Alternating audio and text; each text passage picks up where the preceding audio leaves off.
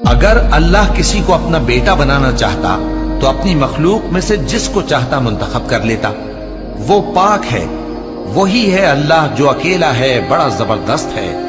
اسی نے آسمانوں اور زمین کو تدبیر کے ساتھ پیدا کیا ہے، اور وہی رات کو دن پر لپیٹتا اور دن کو رات پر لپیٹتا ہے، اور اسی نے سورج اور چاند کو کام میں لگا رکھا ہے، سب ایک وقت مقرر تک چلتے رہیں گے۔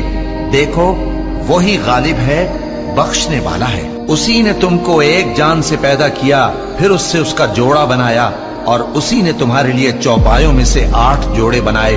وہی تم کو تمہاری ماؤں کے پیٹ میں پہلے ایک طرح، پھر دوسری طرح 3 اندھیروں میں بناتا ہے۔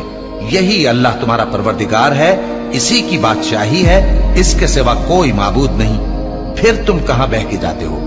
اگر ناشکری کرو گے تو اللہ تم سے بے نیاز ہے، اور وہ اپنے بندوں سے ناشکری پسند نہیں کرتا، اور اگر شکر کرو گے تو وہ اس کو تمہارے لیے پسند کرتا ہے، اور کوئی بوجھ اٹھانے والا دوسرے کا بوجھ نہیں اٹھائے گا۔